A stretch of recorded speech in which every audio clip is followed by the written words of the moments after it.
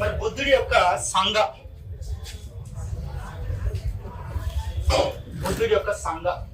Buddhism అంటే బుద్ధుడి యొక్క జీవిత చరిత్ర, బుద్ధుడి యొక్క సంఘ, బుద్ధుడి యొక్క బోధన, ఇదే బుద్ధిజం. ఆల్రెడీ జీవిత చరిత్ర డిస్కస్ చేస్తాం.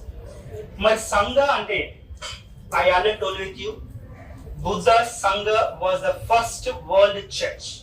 ప్రపంచంలోనే మొట్టమొదటి చర్చ్ ఏంటంటే బుద్ధుడి యొక్క సంఘ.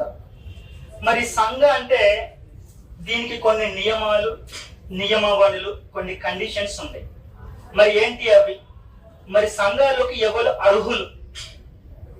సంఘ అంటే ప్రతోడు ఎగుసుకొని ఇవ్వడం కాదు, దాంట్లోకి వెళ్ళాలంటే కొన్ని కండిషన్స్ ఉంటాయి. ఏంటి? దాంట్లోకి వెళ్ళాలంటే అసలు ఫస్ట్ ఎవరు వెళ్ళకూడదో చెప్తే ఎవరెవరు వెళ్ళాలో తెలుస్తుంది.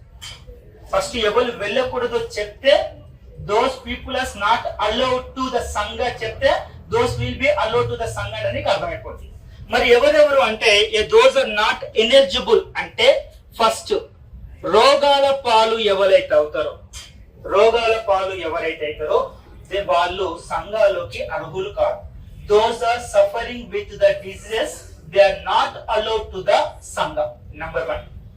నెంబర్ 2, ఎవరైతే అప్పుల పాలు, దట్ మీన్స్ ఇంగ్లీష్ లో we can say insolvent or డెప్ట్.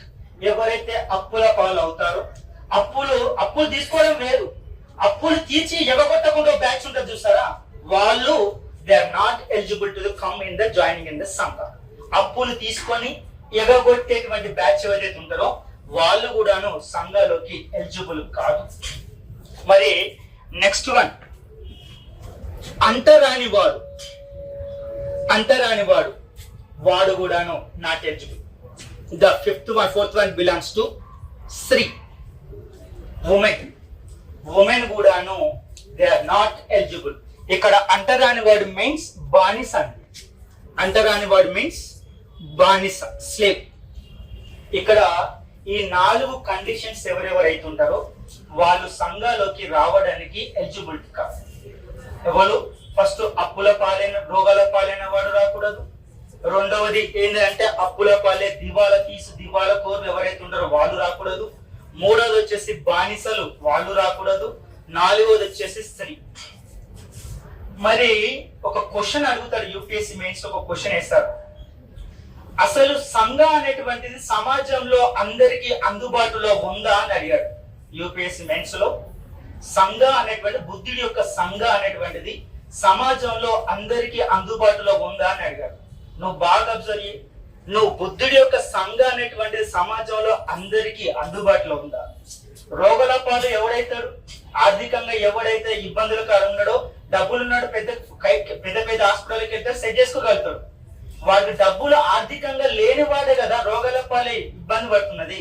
అంటే నువ్వు మామూలు మధ్యతరగతి ప్రజలకి, దిగువ ప్రజలకి దే ఆర్ నాట్ ఎలిజిబుల్ అన్నావు. రెండోది దివాలా కోరు లేదా అప్పులు తీర్చలేని వాడు.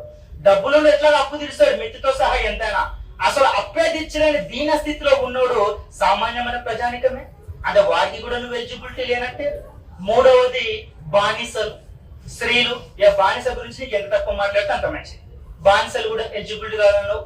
మరి 4th one వచ్చేసి స్త్రీ అన్నావు. సమాజంలో సగానికి ఎక్కువ స్త్రీలే ఉన్నారు. మరి వీళ్ళ 4 కానప్పుడు అసలు బుద్ధుడి యొక్క సంఘ అసలు ఎవరికి అందుబాటులో ఉన్నది అన్నదే పెద్ద క్వశ్చన్. మరి ఇక్కడ సరే మొదటి 3 అంటే ఒప్పుకున్నా బాగానే ఉంది. మరి స్త్రీకి ఎందుకు బుద్ధుడి యొక్క సంఘాలోకి ఎలిజిబిలిటీ ఇవ్వలేదు? ఎందుకు? బుద్ధుడికి స్త్రీ అంట పడదా? బుద్ధుడికి స్త్రీ పైన కోపం ఉందా? కాదు. బుద్ధుడికి స్త్రీ పైన అపారమైనటువంటి దయ ఉంది. బుద్ధుడికి స్త్రీ పైన అపారమైనటువంటి గౌరవం ఉంది.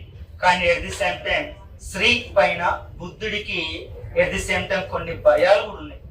అందుకే స్త్రీకి ఎప్పుడు కూడా సంఘంలోకి ఎలిజిబిలిటీ ఇవ్వలేదు.